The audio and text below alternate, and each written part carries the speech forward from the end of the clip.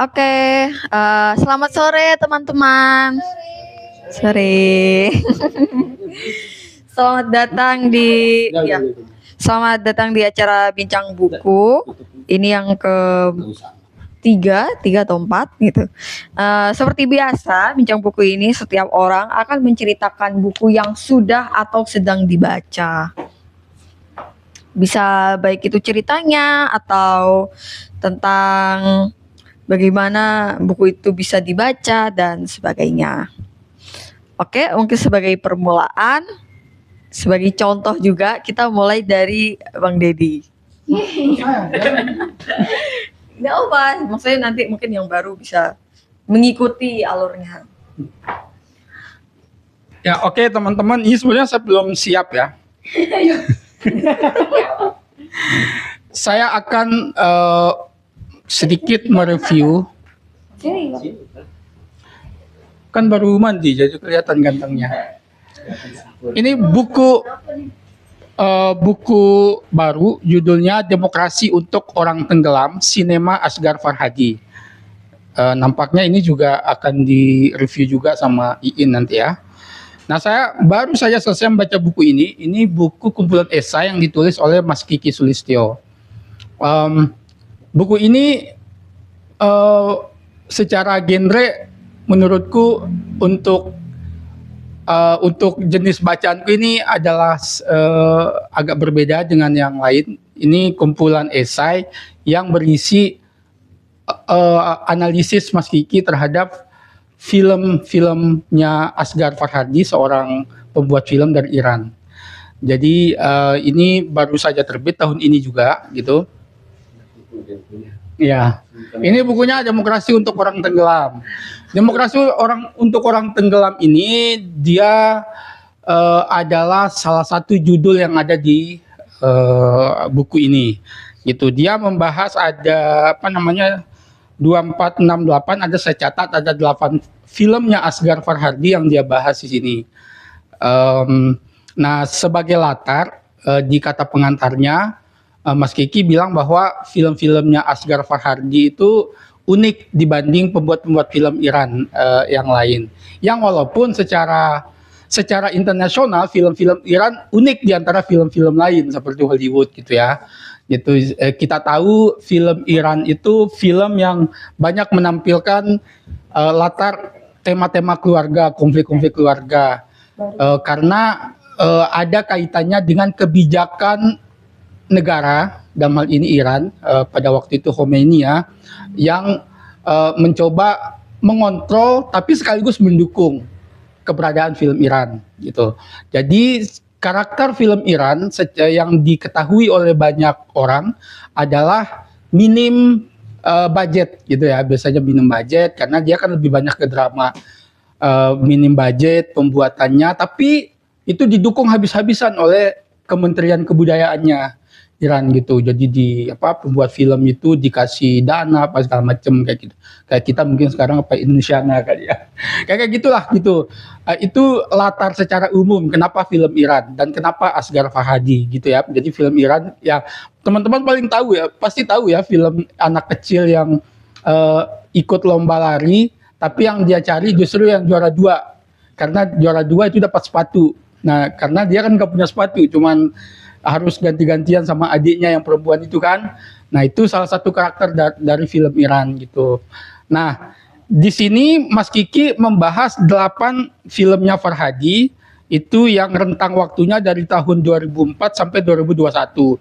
Ada Beautiful City, Fireworks Wednesday, About Ellie, A Separation, The Past, The Salesman, Everybody Knows, dan A Hero. Jadi film-film ini yang saya sambil membaca buku ini juga saya coba searching dan memang banyak sekali pujian-pujian, banyak sekali apresiasi positif terhadap terhadap filmnya Asghar Farhadi.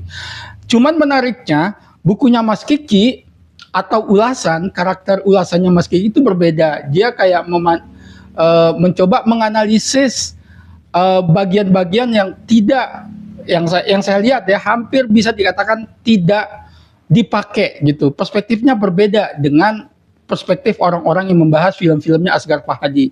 Dia selalu Mas Kiki di dalam buku ini lembut sekali cara menulisnya. Dia mencoba melihat bagian-bagian yang ada hubungannya dengan sastra, ada hubungannya dengan teater, kadang ada gitu. Saya lihat berbeda lah. Mungkin karena tayangan YouTube itu memang mencari followers segala macam, sehingga bagian-bagian yang barangkali bisa menghebohkan itu yang diulas. Tapi di sini justru Mas Kiki enggak.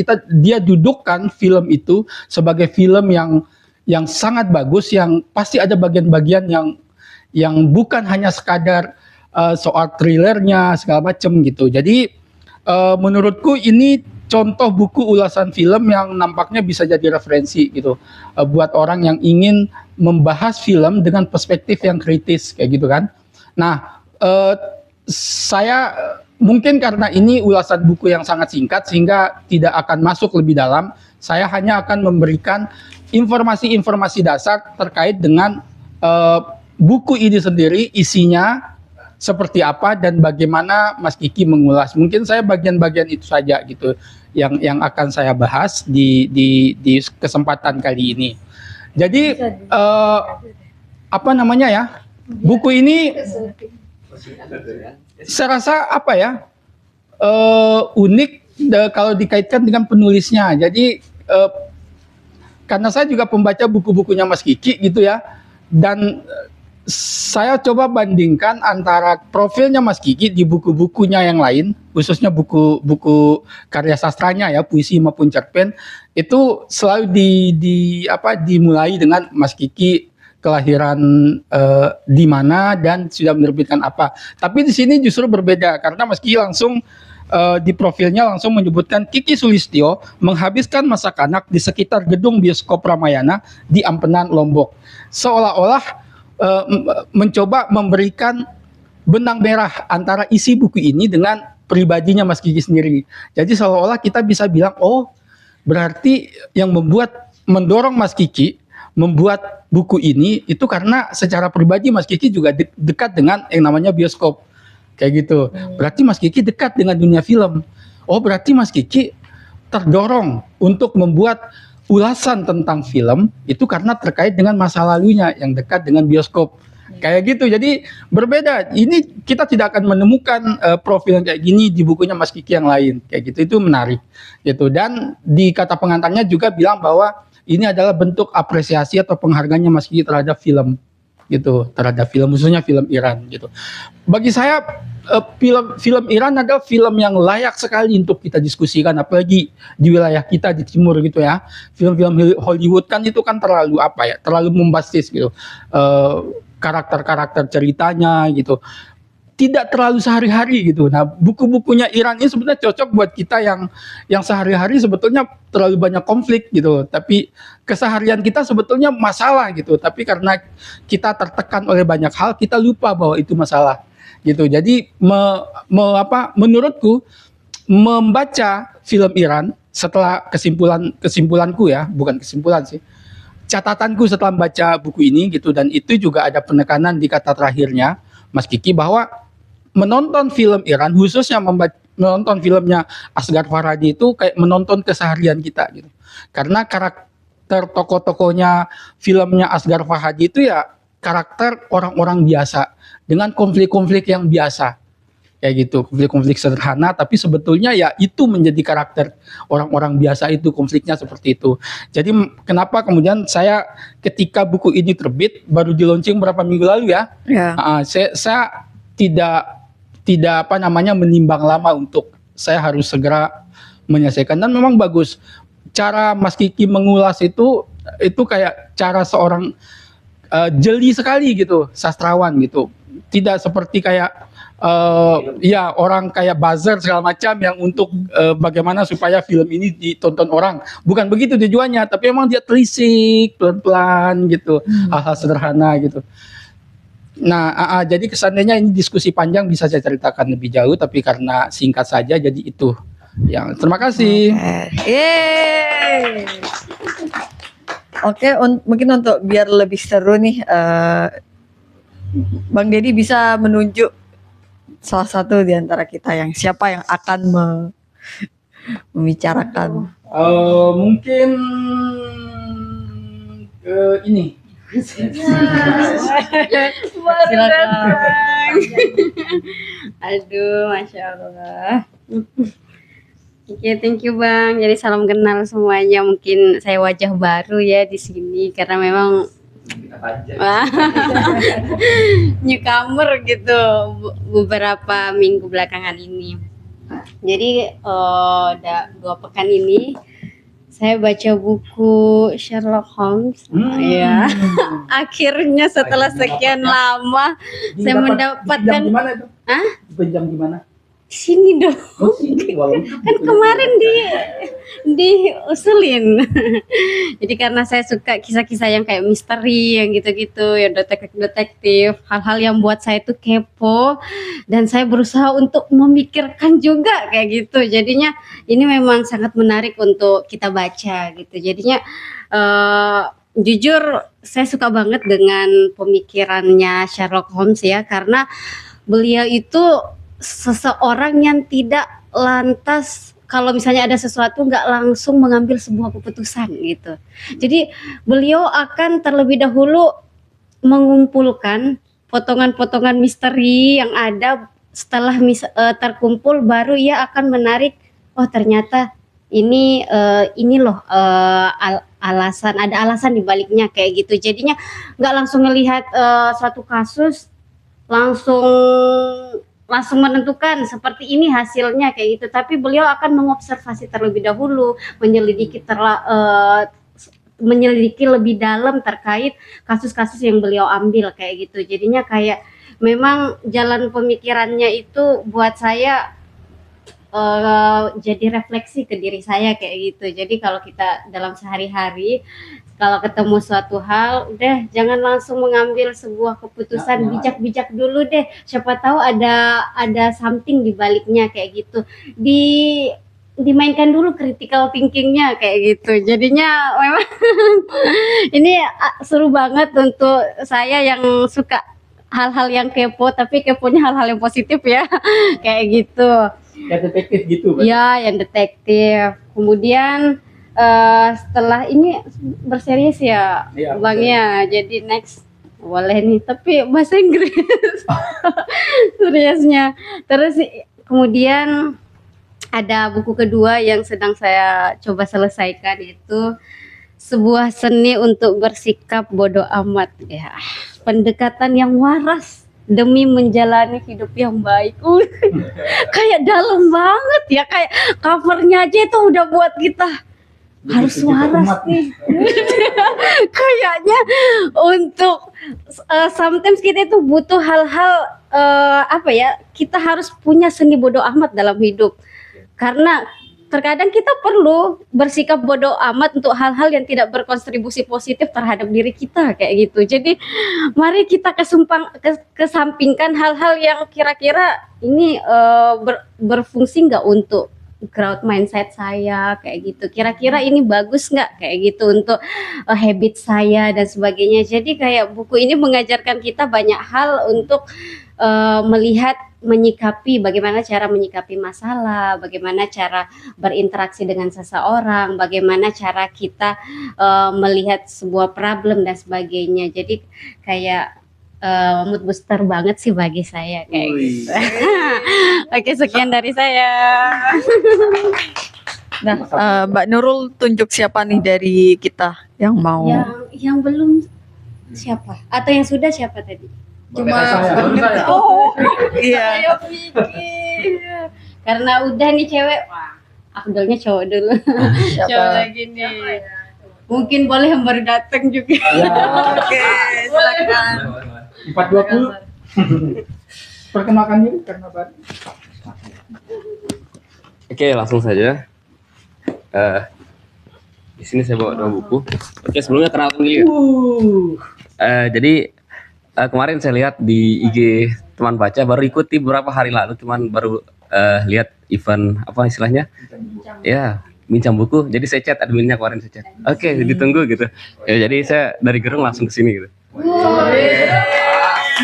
Oke. Perkenalkan, nama saya Ahmad Daman Huri. Teman-teman bisa panggil saya Daman. Saya dari Gerung. Saya baru lulus tahun kemarin. Jadi keseharian sekarang jadi guru gitu. Meskipun jurusannya nggak relate sih dari guru gitu. Apa-apa. Manajemen. Ya, jadi saya jurusan manajemen. Waktu itu saya kuliah di kampus kecil di Jawa Timur gitu. Jadi baru setahun kayaknya di sini di Lombok. Nah, jadi langsung saja biar nggak lama. Di sini saya ingin review buku Andre Hirata Orang-orang Biasa. Buku ini berkisah tentang cerita orang-orang biasa yang punya kisah luar biasa begitu. Nah, yang buat saya penasaran dengan buku ini hatam kedua kali lah. Sampul yang pertama kan kuning kan? Sampul yang warna kuning yang gambar orang pakai topeng monyet. Nah, terus tulisannya Ordinary People. Tapi nggak tahu kenapa Andre Hirata akhir-akhir ini diubah begitu sampulnya, terus ke judul bahasa Inggrisnya Invisible People.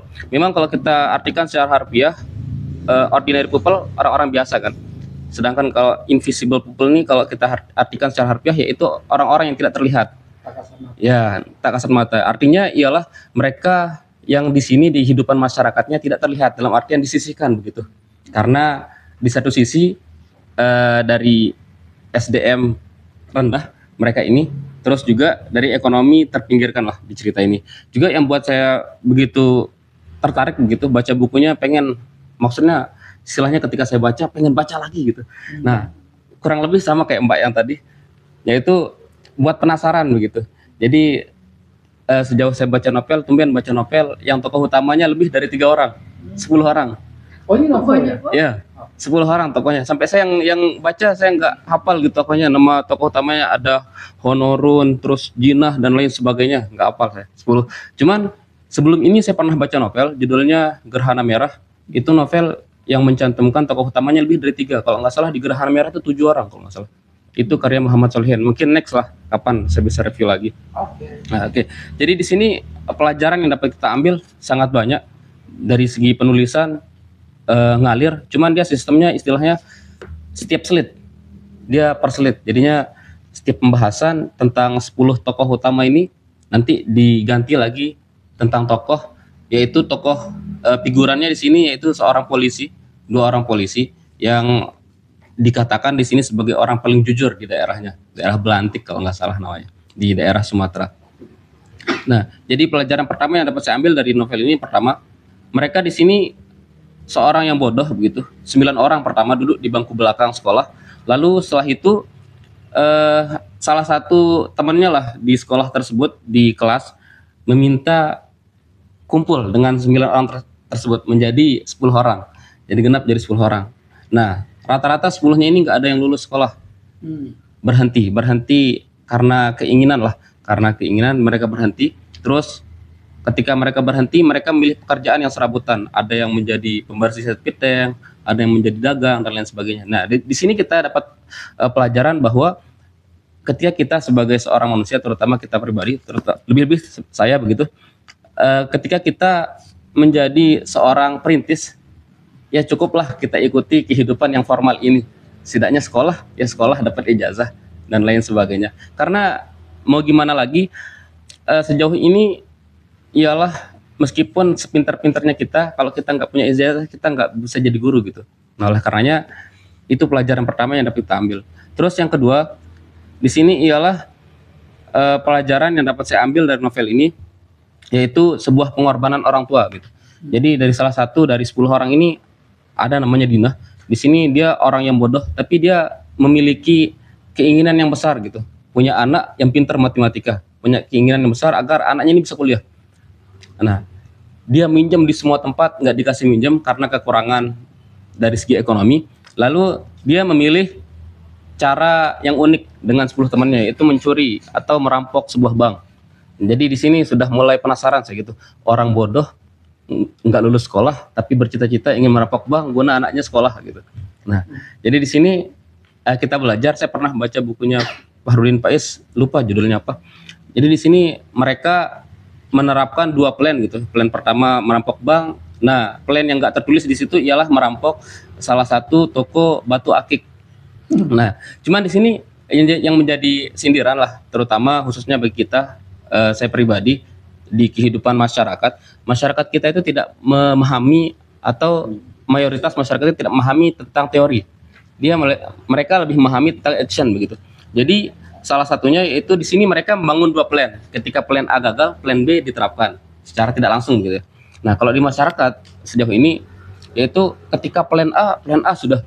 Jadi nanti ketika plan A ini nggak jalan, otomatis semuanya istilahnya punya peran penting.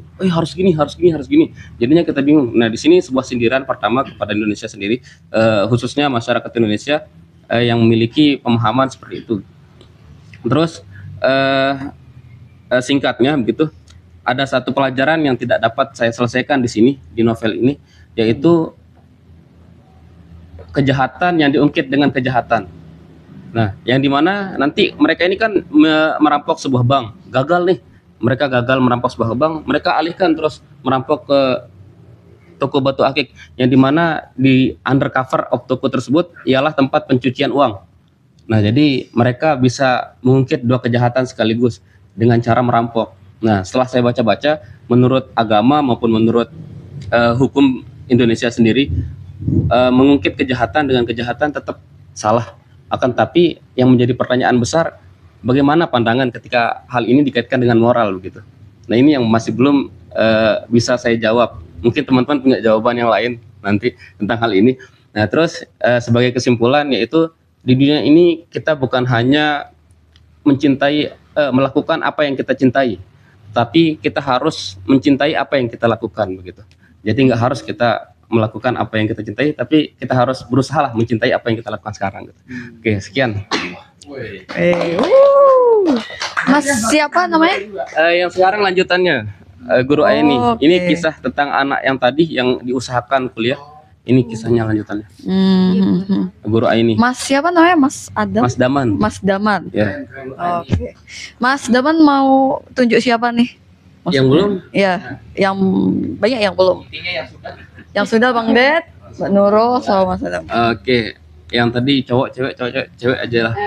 Ini Nah. aja. Oke. Langsung ngomong aja. Iya, kenalan dulu. Oh iya, sebelumnya karena saya juga baru di sini dan baru kemarin juga mampir ke sini, saya ingin memperkenalkan diri dulu. Nama saya Aura, saya merupakan mahasiswi dari Universitas Mataram, jurusan PGSD.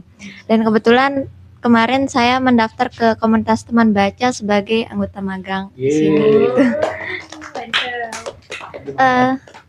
Ada beberapa hal yang saya temukan ketika bergabung di sini walaupun baru kemarin. Yang pertama, sebuah fakta bahwa ternyata saya punya saudara yang juga ternyata sering mampir ke sini, dan kemarin Kak Ais kasih saya bukunya dan saya mau langsung review saat ini.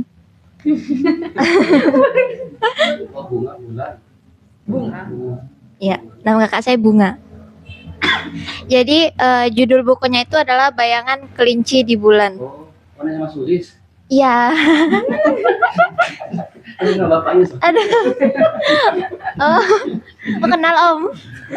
Temannya bapak saya. Iya. Oh, tidak. Oke.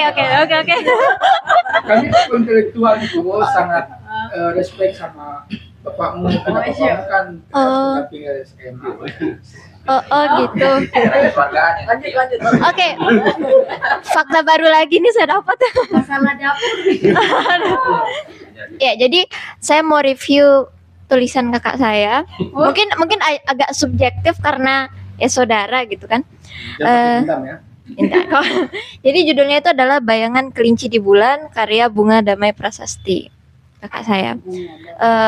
Buku ini baru kemarin saya baca, dan kalau boleh jujur, saya sangat-sangat terkejut dengan isinya. Kenapa? Karena buku ini menurut saya sama sekali tidak mencerminkan kakak saya selama di rumah gitu.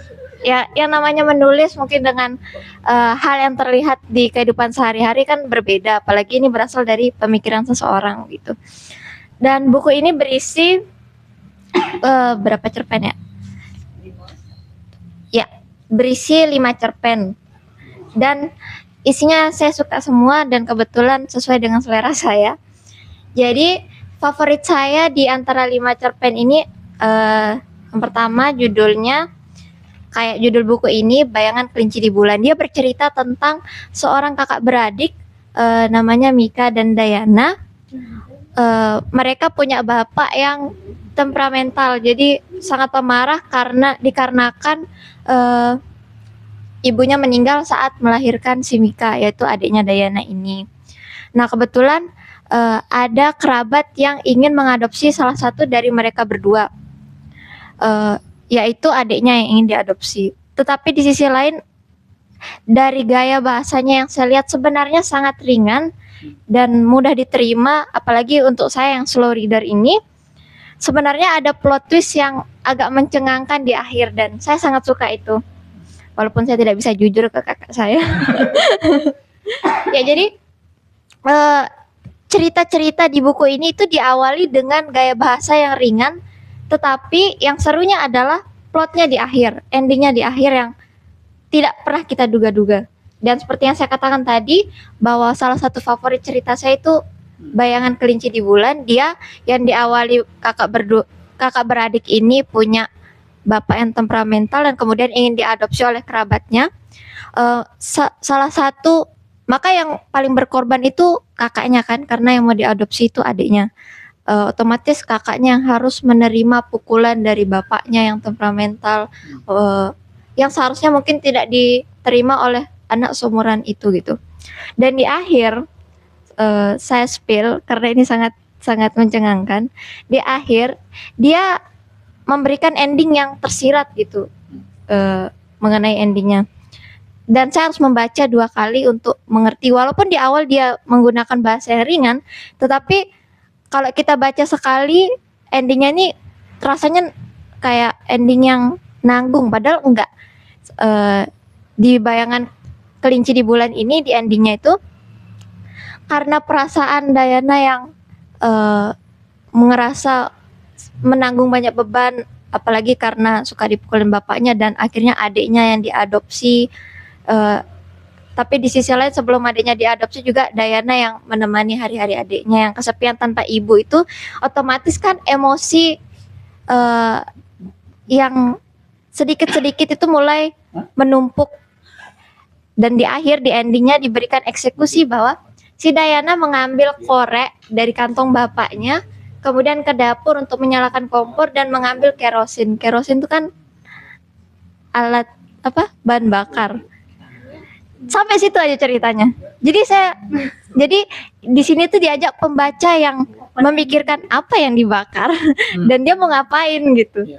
Tapi tetap ada kayak penuntun endingnya nanti bagaimana. Tapi tetap saja pembaca yang menentukan gitu. Saya sangat suka kalau dari saya gitu. Dan yang kemudian cerita pendek yang kedua yang saya suka dari buku ini, judulnya itu Tikus. Jadi bercerita tentang suami istri, istrinya namanya Kusma, dan hari-hari dia tuh ibu rumah tangga, hari-hari dia diganggu oleh tikus. Jadi tikusnya tuh suka buang kotoran di rumahnya, kemudian jalan-jalan. Jadi sampai dia tuh ngerasa kayak bahkan dengar kata tikus aja udah sangat takut gitu. Saya agak tergelitik membaca cerita yang ini. Kenapa? Karena ini terjadi di rumah saya. Iya gitu. Ini terjadi di rumah saya. Jadi Kisahnya. Iya, walaupun dia pakai tokoh suami istri, tapi kebetulan saya 6 bersaudara dan di rumah juga sempat kayak gini, sering ada tikus. Saya jadi bisa sedikit mengerti perasaan kakak saya saat itu ketika membaca ini. Jadi menurut saya ini humor gitu. Ada humornya karena ya saudara gitu. Itu saja sih dari saya. Terima kasih.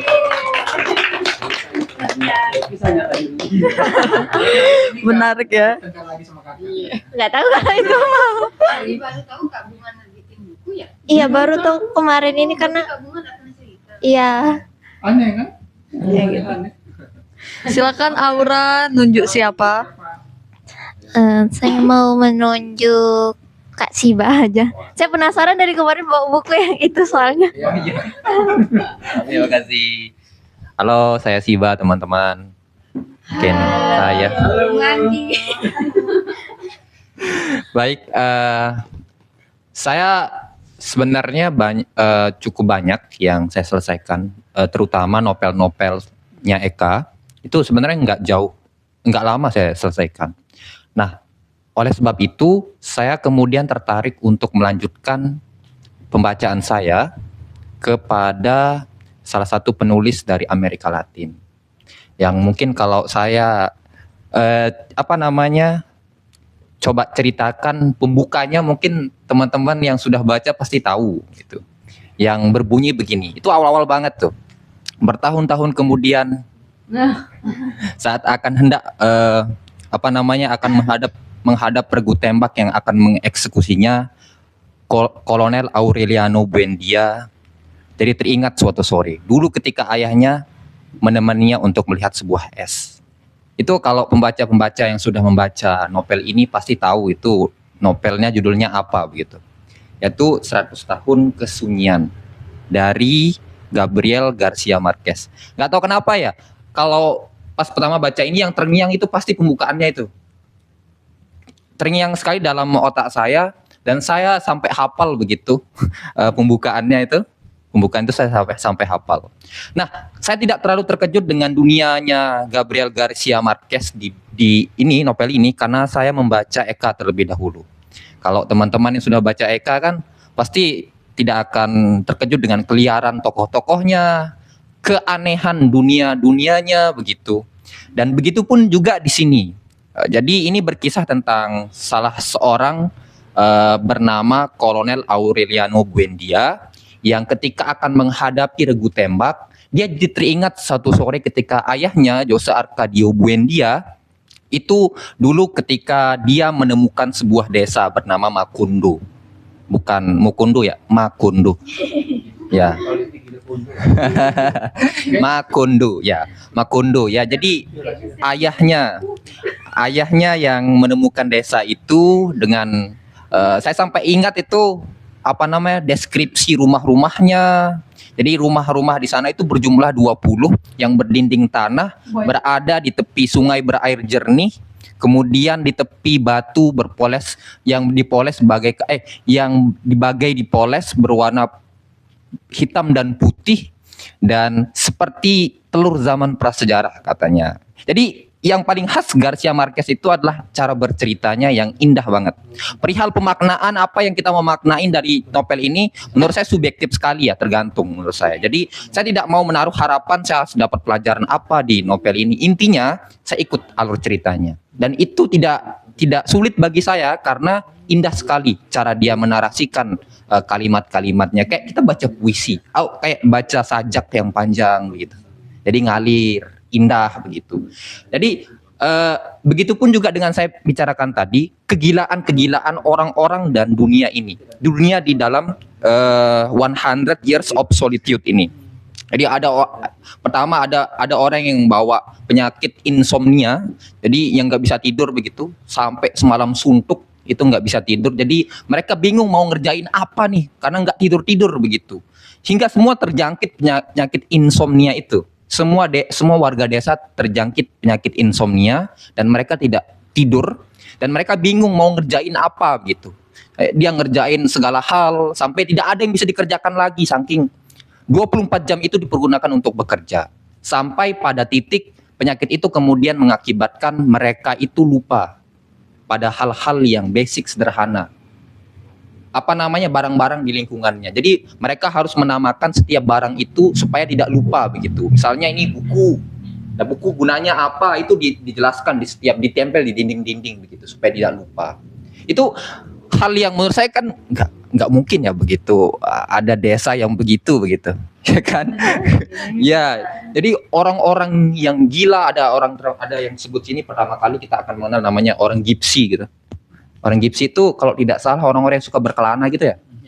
Ya, berkelana, pengembara gitu. Mereka membawa penemuan-penemuan baru ke desa ini yang membuat orang-orang ini lupa dengan pekerjaan mereka saking terpukau dengan penemuan-penemuan baru. Kayak es itu dianggap berlian padahal itu es biasa begitu dipergunakan.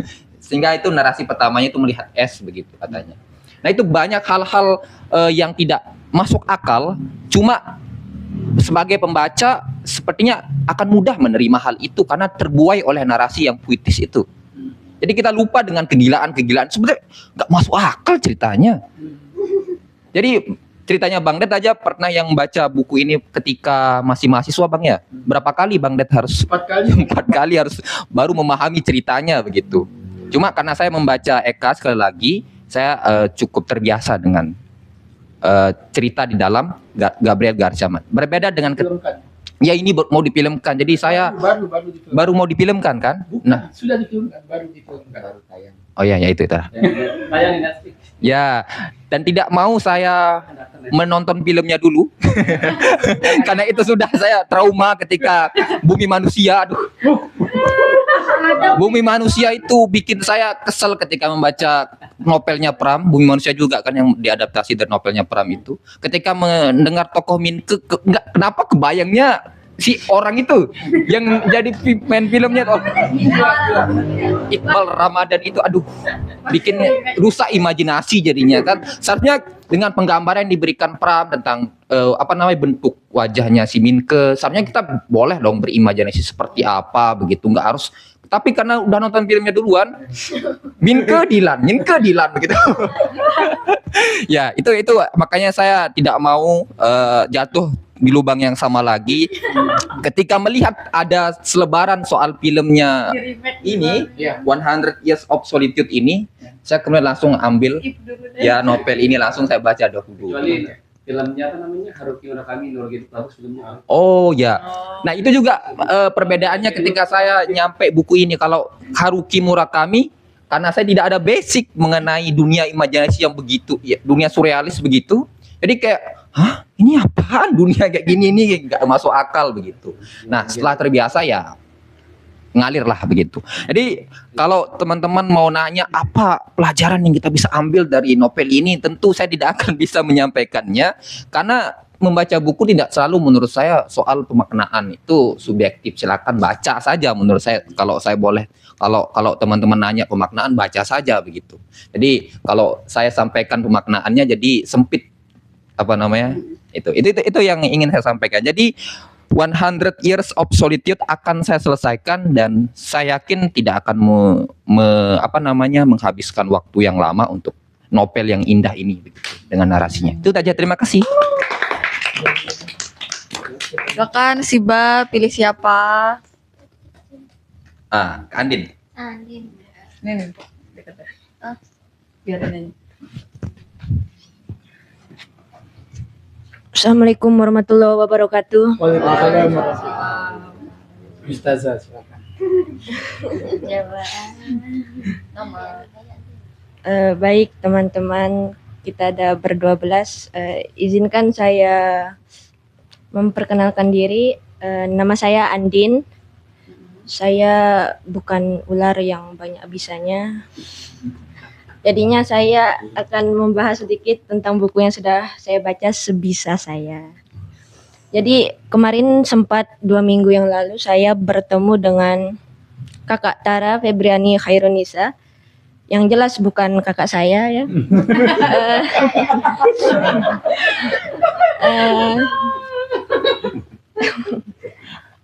Kakak Tara ini saya bertemu di sini juga, sempat beberapa kali bertemu, dan ternyata beliau itu telah nulis buku gitu, kumpulan cerpennya. Jadi buku ini pas pertama saya lihat kayak gimana ya, kosong gitu, belakangnya hanya ada sedikit tulisan dan tidak ada kayak apa gitu ya, sinopsisnya, dan emang tipis juga mungkin. Jadi buku ini berisi 5 cerita yang menurut saya semua ceritanya itu bertolak belakang dengan penulisnya gitu. Maksudnya kan Kak Tara itu kan kayak ramah gitu, ceria. Nah tapi ceritanya itu kayak apa ya, membuat tidak nyaman gitu. Kayak gelap, dunia kegelapan. Tapi ceritanya itu sederhana gitu loh. Sederhana. Dari judulnya juga sederhana. Ada 5 cerpen yang judul yang pertama itu Mimpi Setiap Hari, yang ceritanya ini paling aneh menurut saya. Jadi saya tidak paham, jadi tidak mau saya bahas. Yang cerita yang kedua itu pengikut setia. Nah, kalau cerita yang ini sedih, membuat saya sedih gitu. cerita yang ketiga itu bukan pengikut, gadis pendoa. Kalau yang ini lucu ceritanya bagi saya. Nah, ada cerita yang keempat yang paling saya suka itu cumi-cumi. Tapi saya tidak bisa makan cumi-cumi. Yang terakhir baru sesuai judulnya itu Surat Api. Saya ingin ceritakan di cerita yang keempat yang paling saya suka. Yang dari cerita ini kayak saya dapat pelajaran atau pencerahan gitu. Jadi di cerita keempat tentang cumi-cumi ini ada sepasang kekasih naik motor kehujanan. Mereka berteduh gitu dari hujan di sebuah depan restoran. Saya tidak suka seafood. Jadi restoran yang makanan laut gitu. Nah, jadinya masuklah mereka berdua ini. Pacarnya bilang, "Ayo dah makan, saya traktir." Gitu. Masuk mereka. Pacarnya yang cowok pesan nasi goreng udang. Nah, si cewek pesan cumi-cumi bakar satu yang besar sama nasi putih. Terus karena mereka bosan nunggu kan karena lama makanan laut itu kan, nah si ceweknya nih tanya ini ke cowoknya, "Kamu suka makanan laut Ki?" gitu. Terus cowoknya bilang, "Enggak sih, biasa aja." gitu. Nah, terus ceweknya bilang, "Oh enggak," cowoknya ini masih bilang, "Saya juga enggak pernah makan cumi-cumi." Terus ceweknya bilang, "Kenapa Ki? Alergi ke kamu?" gitu. Nah, tapi cowoknya ini jawab lagi, kalau cumi-cumi itu emang tidak pernah dimasak sama ibu saya. Dia dengar cumi-cumi aja enggak berani. Terus ceweknya, kenapa emang cumi-cumi itu?" Nah, jadi berceritalah cowoknya ini kalau dulu itu ibunya kan bidan, ibunya pernah bertugas jadi bidan di sebuah desa. Yang desa itu ada di tengah-tengah pegunungan. Jadinya desa itu terpencil gitu, jalannya jelek gitu, tapi alamnya bagus sih. Nah, pokoknya jalannya jelek, apalagi kalau udah hujan, diceritakan di situ. Di sana ketika ibunya, pacarnya ini pertama kali datang kan disambut dulu di balai desa. Nah, ketika di balai desa itu di halamannya itu ada kayak cumi-cumi gitu, ditancapkan, dipasung cumi-cumi itu di halaman desa ini. Terus ibu bidan ini atau ibu pacarnya ini kayak, "Apa itu yang dipasung di sana itu besar sekali," kan dia bilang. Nah, terus bertanyalah ibunya ini ke kepala desanya, "Apa itu yang dipasung, Pak?" "Oh, itu manusia, Dek." Itu. Jadinya ibunya itu kayak terkejut dan tidak percaya gitu. Nah, jadinya dia nanya-nanya lagi, "Itu manusia gitu," dibilang. Sampai-sampai dikira bercanda kan, karena masa manusia kayak gitu rupanya, kayak cumi-cumi kering gitu. Nah, terus berlanjutlah si ceweknya ini kayak nggak percaya gitu, cewek pacarnya ini, orang pacaran ini. Terus apa sebenarnya yang dipasung-pasung itu, dibilang ceweknya ini. Cowoknya bilang, "Nanti kalau saya ceritakan lagi, kamu nggak mau makan," dibilang. "Nanti kamu enek," gitu. Nah, terus si cowoknya ini lanjut cerita. Selama ibunya jadi bidan di desa itu banyak hal-hal yang aneh terjadi gitu. Hal-hal yang aneh itu kalau mungkin jalan desa yang becek, yang ibunya jatuh sama alat-alat bidannya itu mungkin udah biasa, tapi yang anehnya itu setiap orang melahirkan di desa itu wajib di bawah orang yang melahirkan itu digelar kain putih besar. Nah, terus ketika orang melahirkan hanya ditemani oleh satu atau tidak dua orang paling tua dalam keluarganya itu. Awal-awalnya ibu bidan ini mikir, oh mungkin emang itu keluarganya, oh mungkin udah adatnya pakai kain putih besar di sana itu. Nah, tapi tiba di hari terakhir bertugas ibu bidan ini, diundanglah ke balai desa. Ayo ibu, kita ke balai desa, ada acara upacara gitu. Ketika sampai di sana itu, kagetlah si ibu bidan ini. Kenapa ada kayak bambu gitu, kayak bentuk-bentuk manusia, dan ada orang yang udah diikat gitu di bambu itu. Diikat dengan bambu sampai nyatu dan tidak bisa lepas. Kemudian di akhir upacara tersebut,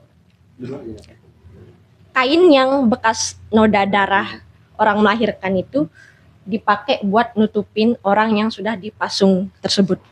Jadinya orang-orang yang menemani ternyata ibu yang melahirkan di desa itu, itulah yang dipasung, digantung untuk pengorbanan kepada Tuhan, diceritakan di situ. Itu supaya dipasung itu supaya dia itu diampuni dosa-dosanya dan anak yang baru lahir itu suci gitu. Jadi anak yang suci. Itu saja yang dapat saya ceritakan yang membuat saya muntah-muntah baca buku ini. Tidak muntah-muntah, kayak apa ya ceritanya, wah gitu. Ya, mengganggu sekali. Karena kan dalam pikiran saya itu cerpen itu ya kayak cerita-cerita pendek yang asik, seru, yang untuk anak-anak kecil. Tapi mungkin ini kalau bisa ditaruh novel 18 plus karena apa ya, mengganggu. Termasuk Surat Api yang jadi ini cerita terakhir dari cerpen ini, buku ini juga mengganggu. Tapi tidak usah saya ceritakan karena tidak saya suka. Jadi yang paling saya suka itu yang cumi-cumi itu, karena dari cumi-cumi ini saya dapat pencerahan. Jadi saya mikir setelah baca ini, saya baca buku ini, oh ternyata dari cerita ini saya dapat berpikir, maksudnya kepikiran gitu. Ternyata kalau walaupun Tuhan itu Maha Penyayang, kita itu tetap harus kayak mengorbankan sesuatu gitu. Jadinya kita mau sekolah harus menerima semua hal baik buruknya di sekolah itu, harus merasakan pahit manisnya menuntut ilmu gitu. Jadinya buku ini sangat sesuai gitu dengan covernya, gambar covernya, gambar abstrak gambar abstrak. Jadi ceritanya itu sederhana sekali, sederhana, tapi kalau dibaca-baca lagi kayak apa sih ini, membingungkan sekali gitu. Makanya tidak tahu ini Mbak Tara ini tidak hadir. Kalau hadir saya tanya. Mungkin hanya itu dari saya. Sangat bagus untuk dibaca kalau misalnya bosan hidup bahagia mau baca ini. Hanya itu saja dari saya. Andin tunjuk siapa? Saya mau tunjuk yang Mas kacamata.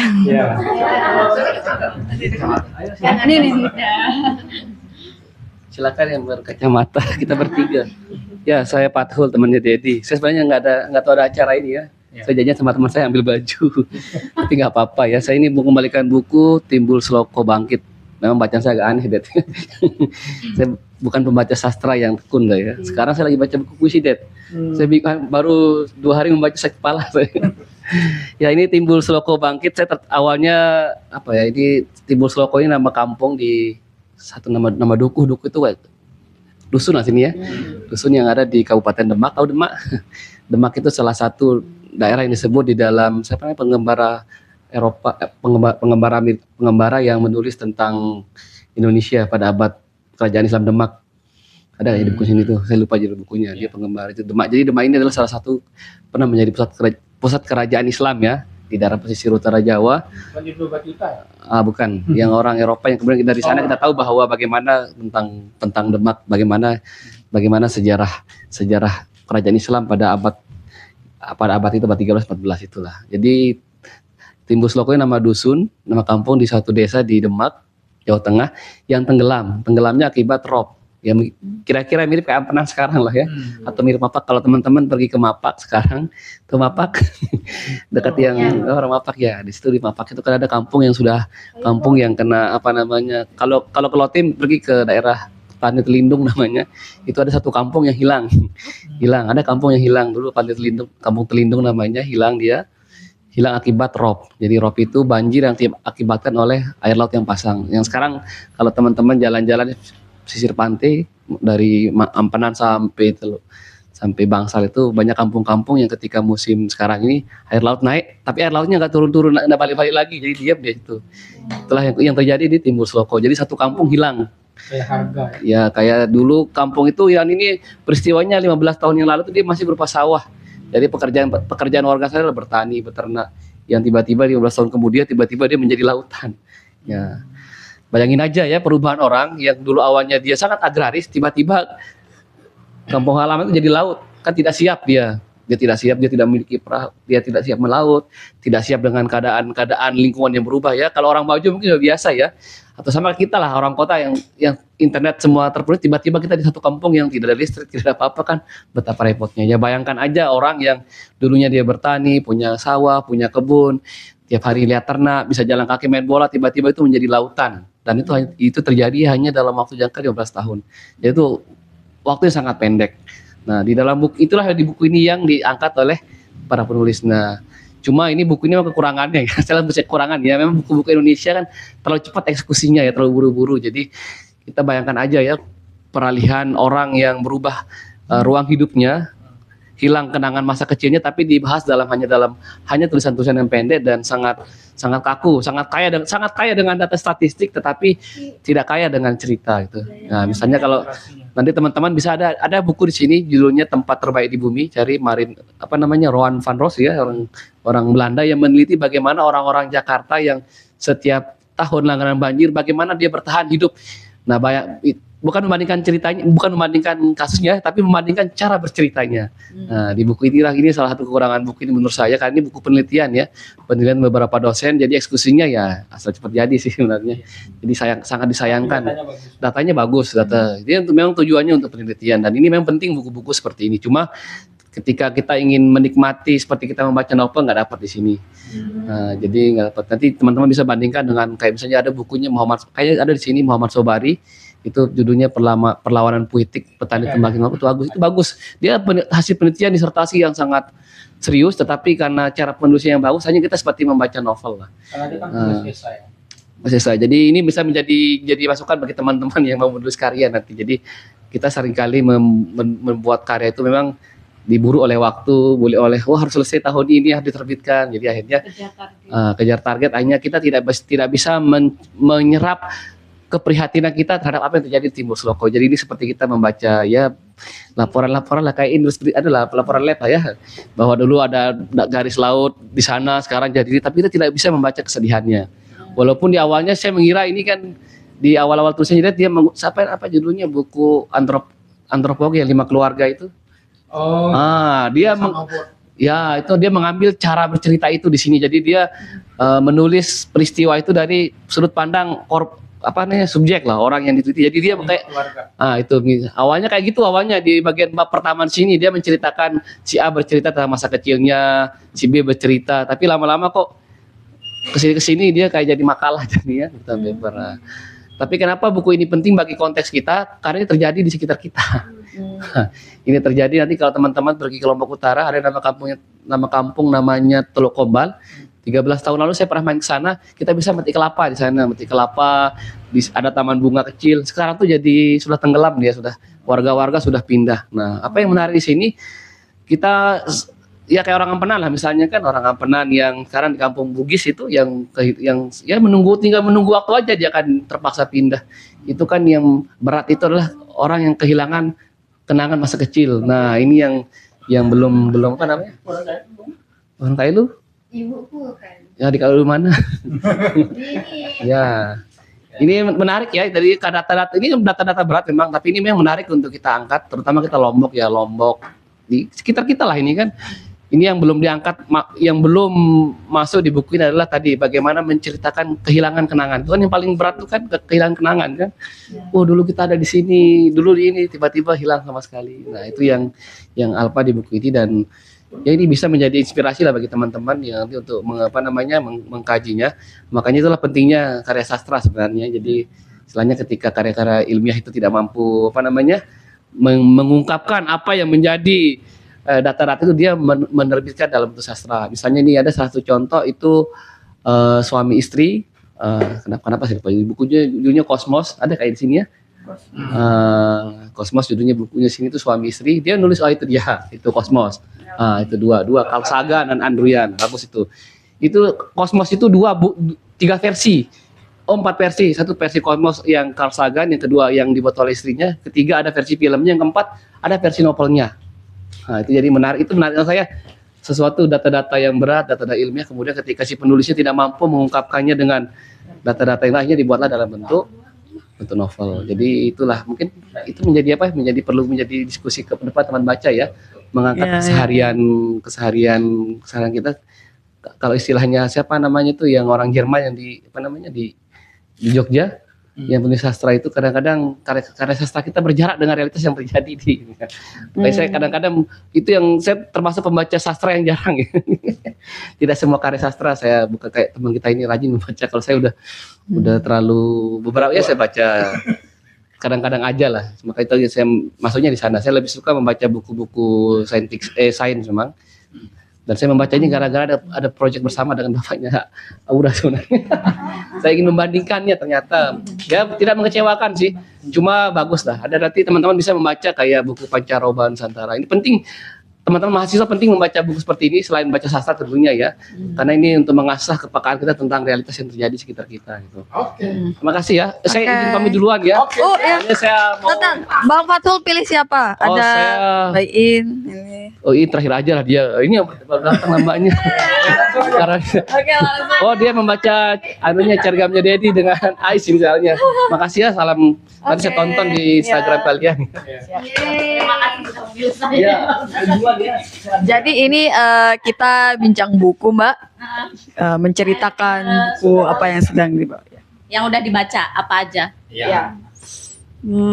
Bulan ini aku dapat baca 6 Lelaki Buta dan Seekor Gajah. Aku dapat baca bukunya Uketsu itu apa judulnya? Teka-teki Rumah Aneh. Teka-teki Rumah Aneh. Rumah Aneh. Hena Iye. Itu buku terjemahannya. Kalau buku yang ini sih setiap kali ngajar aku baca. Jadi karena bukunya aku pinjem buat ngajar anak-anak baca ya aku baca juga. Terus kayak akhirnya penasaran nyari versi aslinya. Iya. Kata Bang Dedi nih versi Bang Dedi kan. Terus aku nyari. Iya tapi aku suka gambarnya Oh iya, gambarnya gambar. dan anak-anak suka. Jadi kayak kemarin dapat bacain adik sepupu gitu kayak mau dibawa pulang, cuman aku bilang aku juga minjem bukunya. Jadi nggak bisa. Terus paling satu ini aku belum baca, ini baru mau minjem rencana yang ini. Yang ini juga aku belum selesai karena ini juga anak-anak yang banyakan minjem. Ini nulisnya. Salamnya anak-anak. Karena mereka habis baca ini jadi kayak udah bergiliran. Kelas 10 tuh kelas 10. Yang kelas 10 baca ini kemarin bacaannya. Siapa yang cewek cowok? Yang cewek-cewek, cowok-cowok tidak ada yang mau membaca kecuali aku paksa. Jadi kalau yang ini aku suka dengar ulasan mereka. Aku kasih kelas 7 juga coba baca yang Mei Salon, kata mereka Mei-nya ada banyak, kata anak-anak kelas 7. Iya, ada banyak Mei-nya. Jadi silahkan kalian tebak jalan ceritanya. Itu kalau aku sendiri yang menurut aku bulan ini yang menurut aku paling berkesan itu adalah di Teka-teki Rumah Aneh. Itu misteri, tapi aku rasanya kayak baca buku horor. And I'm not, saya nggak berani baca buku horor sebenarnya. Not a fan. Jadi baca bukunya harus siang hari dan di tempat yang aku melihat orang lewat gitu. Iya, udah angin sedikit oke, selesai sampai hari ini udah kayak gitu bacanya. Jadi itu butuh waktu lama bacanya. Nggak tahu, feelsnya kayak lagi baca buku horor padahal itu buku thriller gitu loh. Itu thriller tapi mungkin karena ada okultisme di bukunya kali ya. Ada membahas okultisme yang tentang tangan kiri, persembahan tangan kiri. Kalau di filmnya sih ngejelasin ada bukan sekte, persembahan tangan kiri karena satu kejadian. Terus kayak itu ketika aku baca aku cuman ngebayangin it's just cuman apa sih serial pembunuhan serial kayak pembunuhan berantai seperti itu yang dilakukan oleh satu keluarga doang. Cuman pas nonton filmnya kayak oh enggak, ini lebih mengerikan dari yang aku bayangkan ternyata gitu loh. Kayak ada dendam, terus kemudian si pendendam ini cara menenangkan roh arwah yang dendam ini adalah dengan mempersembahkan tangan kiri. Dan setelah nonton filmnya yang kalau kata penulisnya adalah part kelima dari serial itu tuh kayak banyak hal yang ternyata tidak terjawab di buku justru terjawab di filmnya. Seperti hubungan incest tidak langsung yang ada di dalam bukunya itu cuma digambarkan sekilas, ketika di filmnya tuh benar-benar dikasih runutan siapa yang berhubungan dengan siapa, terus kemudian ada infidelity semacam apa, itu kayak wow, mengerikan juga ternyata buku ini. Yang bikin aku kaget, aku direkomendasi buku Teka-teki Rumah Aneh itu, sebelumnya aku tahu buku itu dari trailer filmnya kayak gitu, jadi aku udah lebih tahu filmnya dulu dibanding bukunya. Ketika tahu itu dari buku, oke lah, next time lah kayak gitu. Seketemunya, sedapatnya, begitu dapat ternyata anak-anak SMP yang merekomendasikan ke aku, Kak, buku ini bagus. Di situ tuh aku kayak, apa mereka setelah selesai baca ya, aku merasa kaget kayak, mereka paham nggak sih apa yang dibahas sama buku ini, kayak mereka sampai nggak sih otaknya ke hubungan incest itu kayak gitu kan. Karena aku pun ketika membaca kisah romansa incest itu geli sendiri aja kayak gitu. Terus anak-anak ini kayak, ih, itu seru tau Kak, dia begini kayak, I don't know, it doesn't make any sense in my head. Bagaimana mereka bilang hubungan keluarga yang rumit itu seru? Enggak, ini mengerikan. Enggak ada seru-serunya, tapi kayak pas sudah selesai gitu kayak, oh iya dia begini ya, ternyata dia begini terus kayak, oh iya tapi tetap enggak. Ternyata buku ini tidak rekomen, dan rating buku tuh ada memang karena sesuatu gitu kan. Rating itu diberikan untuk sesuatu. Jadi kayak, oke, buku ini tidak akan saya rekomendasikan untuk orang-orang yang masih SMP. Ya minimal SMA lah ya. Yang sudah paham biologi seperti apa dan lebih dalamnya lagi. Kayak gitu sih. Baru situ, selebihnya aku paling baca ulang Conan aja bulan ini. Mengejar movie selanjutnya, jadi kayak oke, I need to catch some chapters left gitu. Udah kebanyakan dapat spoiler. That's it.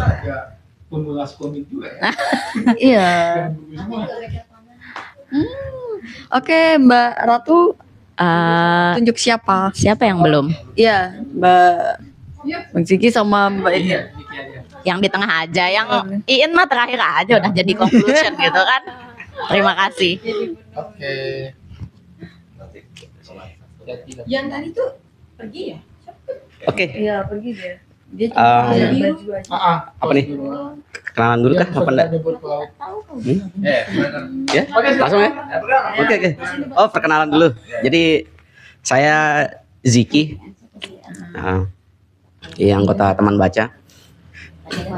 Jadi novel terakhir yang tak baca itu kemarin baru kelar, itu romansa Stovia. Tapi nggak dibawa. Iya, tapi enggak bawa.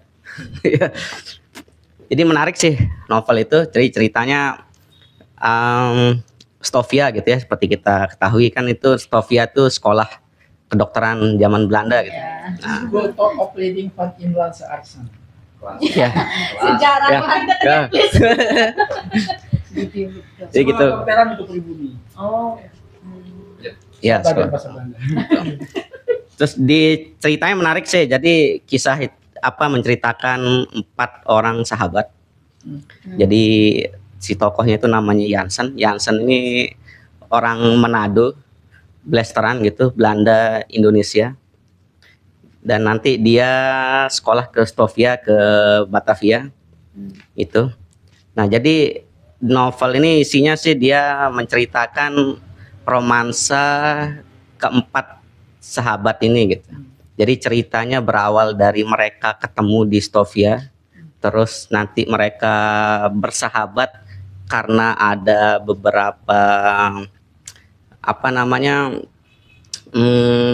kalau baru masuk sekolah itu kan apa istilahnya? Di ospek, di pelonco gitu, ada seniornya gitu. Nah, dari sana nanti ada konflik di mana siswa-siswa baru ini merasa kok ada diskriminasi gitu.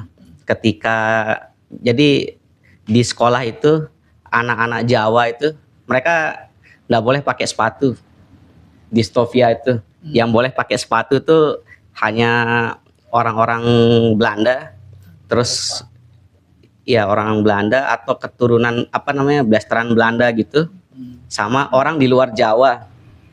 Nah jadi 4 sahabat ini dia, yang satu orang Manado, yang satunya lagi si Hilman itu orang Sunda, orang Bandung. Terus yang orang Jawanya ini ada namanya terus saya lupa saya. Bukan. Kok lupa tiba-tiba ya. Pokoknya orang Jawa gitu. Satu. Jawa, Manado, Bandung. Sama terakhir satu orang Minang. Nah, jadi yang nggak boleh pakai sepatu nih si orang Jawa ini gitu. Si orang Bandung ini dia kan dia merasa dirinya tuh satu pulau Jawa gitu, tapi dia boleh pakai sepatu. Nah di situ nanti ada konflik gitu di situ. Jadi mereka kepingin supaya ini setara semua gitu. Nah dari sanalah mulai ada konflik yang nanti seniornya itu merasa apa namanya nih anak-anak baru ngelawan tapi bener juga nih gitu.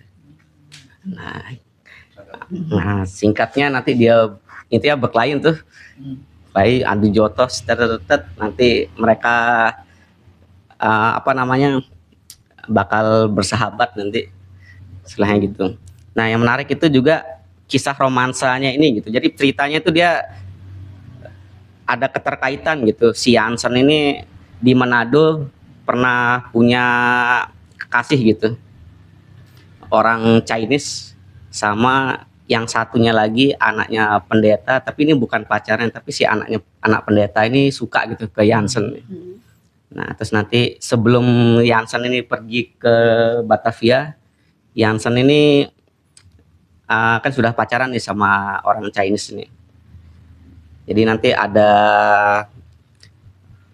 situasi di mana si Jansen sama si cewek ini apa namanya, apa istilahnya?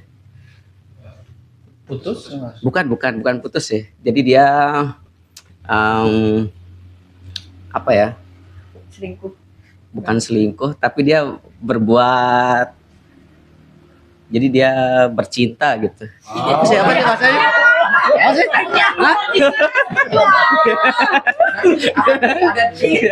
Ya ada tit. Ya.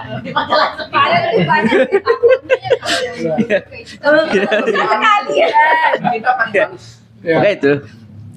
Nanti si yang suka sama Jansen ini melihat itu gitu loh, melihat itu dan dia cemburu. Singkat ceritanya nanti dia apa namanya bunuh diri gitu. Bunuh diri, dan si Jansen ini merasa bersalah gitu. Merasa bersalah, dan akhirnya sudah memang waktunya juga dia ke Batavia gitu, berangkatlah dia. Terus nanti yang menarik itu si cewek Chinese ini nanti bakal kenal sama sahabatnya Jansen nih, si Hilman ini gitu. Bandung. Di Bandung. Apa yang dari orang Bandung ini gitu. Nanti menarik di situ ketika si Jansen ini ketemu, oh ternyata itu si cewek yang dulu waktu di Manado gitu. Jadi keseluruhan ceritanya tentang ini sebenarnya, tentang persahabatan ini, dan ada sejarah-sejarah yang maksudnya di tahun-tahun itu gitu ya, ketika maksudnya orang-orang pribumi itu mulai untuk melawan gitu. Mulai melawan. Jadi dari dia kan sering didiskriminasi gitu di sekolah tuh, di Stovia tuh, misalnya termasuk si orang-orang Islam gitu kan, di yang sekolah di situ, mereka kalau ada hari raya gitu ya, Lebaran gitu, Idul Fitri, mereka ndak ada dikasih space gitu untuk merayakan atau apa gitu. Jadi ya tetap suruh masuk, dan walaupun mereka puasa jalan seperti biasa gitu hari-harinya. Nah tapi nanti si anak-anak Jawa nih kepingin sekali ngerasain namanya Lebaran seperti di kampungnya gitu. Mereka main petasan gitu. Mereka main petasan. Di situ nanti mereka dengan sahabat-sahabatnya itu, ayo kita bikin petasan gitu. Bikin petasan, dan akhirnya dia loncat dari sekolah itu, dari asramanya itu ke ada kampung gitu di sebelah, ada lapangan gitu di sebelah sekolahnya. Di situ dia main petasan, nanti ketahuan oleh si gurunya gitu, ketahuan dan mereka disidang gitu, mau disanksi gitu. Nah, ketika mereka mau disanksi itu, si Jansen ini kan Kristen gitu kan. Di situ dia membela gitu, membela teman-temannya. Nah, jadi di situ mereka mulai untuk itu udah ada perlawanan gitu atas kediskriminasian itu gitu. Itu sih tempat menariknya. Nanti di ending terakhirnya itu romansanya banyak sebenarnya nih, kisah-kisahnya itu. Kayak kisahnya si temannya yang dari Minang itu sahabat kayak gitulah. Nah, tapi makin lama tokoh-tokoh itu makin tidak bertumpu pada Dani dan Pilon, makin banyak lah, dan makin banyak pula sahabat-sahabat yang tinggal di rumah Dani, yang menyebabkan kan dia punya 2 rumah dan 1 rumah ini terbakar karena ulah dari sahabat itu. Nih kayak gitu. Jadi banyak humor, terutama bagaimana karakter yang dihidupkan oleh John Steinbeck ini sangat hidup gitu.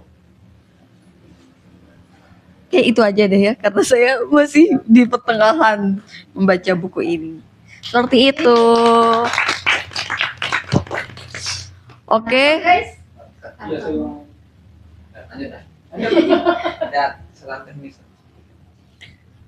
Oke, kita ke tambahan 2 orang. Ada Tori dan Villa. Ini ada batis lagi ke sini. Ada batis waktu. Iya. Sampai jam berapa nih? Sampai jam 12. Oke, bayiin dulu deh. Aku ada 4 loh. Satu. Udah ya. Halo semua teman-teman, karena enggak sih terakhir ya, cuma karena aku kira aku bakal dapat yang pertengahan gitu ya, makanya aku mau bahas 4 buku, tapi bisa sih kayaknya ini bahas 4, cuma aku cuma kayak kasih gambaran besar aja ya. Kira-kira kalau teman-teman baca buku ini kayak apa sih yang didapat gitu. Jadi untuk bersingkat, jadi ini yang pertama Haruki Murakami, Dengarlah Nyanyian Angin. Jadi ini sebenarnya novel ini udah dulu banget aku baca, tapi aku baca ulang lagi setelah aku mendengar ulasan dari Om Kiki. Dia bilang di antara novel Murakami, semua novel Murakami itu yang paling bagus justru adalah novel pertamanya. Beliau bilang kayak gitu. Jadinya akhirnya aku baca ulang dan kenapa ya dia dibilang ini yang paling bagus ya di antara semuanya, yang novelnya yang ya cukup banyak lah dibicarakan gitu kan. Nah, jadi kalau aku melihat ini justru dia ya seperti kata Om Kiki itu dia seperti kayak ndak punya tujuan gitu loh novelnya ini, tapi dia bagus gitu katanya. Berhasil membuat novel yang seperti tanpa tujuan justru jadi bagus gitu. Kenapa? Mungkin kalau aku ngelihatnya ya, jadi si akunya ini kan dia kayak penulis pemula gitu, dia kayak baru mencoba menulis novel gitu di sini. Jadi dia bilang apa yang dia tulis ini seperti percobaan-percobaan kecil, dan justru dia merasa tidak yakin dengan kalimat-kalimat yang dia tulis gitu.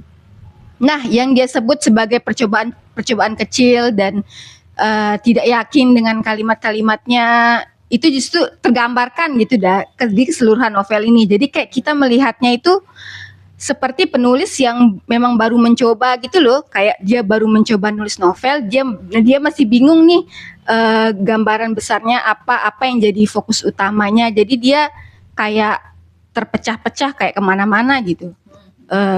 Seperti kita yang mungkin kalau teman-teman ingat proses mulai menulis, itu kan kayak gitu kan, kita kayak bingungnya apa ya lanjutannya lagi. Nah, di sini juga kita merasakan kayak gitu. Jadi kayak si tokoh aku nih bertemu dengan Nezumi, terus kayak dia belum selesai ceritanya dengan si Nezumi nih, dia lompat gitu bertemu dengan tokoh lain, terus ada peristiwa lagi dengan tokoh itu belum selesai, terus lompat lagi ke masa lalunya cerita lain. Jadi kayak dia kayak terpecah-pecah gitu. Jadi tuh seperti menggambarkan si tokoh aku ini bahwa dia seorang penulis pemula yang baru mencoba menulis novel, dan masih bingung gitu dan masih tidak yakin, banyak tidak yakin dengan apa yang dia tulis, dan ketidakyakinan dan percobaan penuh coba-cobanya itu tergambarkan di keseluruhan novel ini gitu, dari segi plot dan sebagainya. Jadi kita sebagai penulis aku pikir selalu kita merasa sebagai penulis pemula ya, setiap kita menulis karya yang baru itu, karena kan setiap karya baru itu ada tantangan tersendiri kan, dan itu kayak ya kadang kita bingung mau lanjutin kayak gimana, terus garis besarnya seperti apa atau fokusnya mau kemana, dan di sini digambarkan gitu kebingungan itu, tapi kebingungan yang asik sih. Dan aku lihat meskipun ini mungkin dibilang paling bagus di antara novel-novel yang lain, justru aku lihat di sini tuh Murakami sebenarnya udah kelihatan dia gaya yang dia tetap pakai di novel-novel selanjutnya. Bukan pada pola detektif yang kayak dia runut fokus gitu ya, tapi ini harusnya aku punyalah beberapa referensi dulu tentang lagu jazz baru membaca buku ini.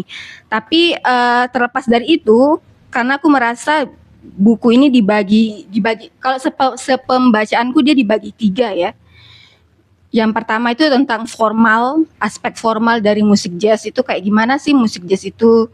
Terus yang kedua tuh gimana penerapan musik jazz di kehidupan sehari-hari. Terus yang ketiga beberapa biografi singkat tentang legend-legend di industri jazz gitu.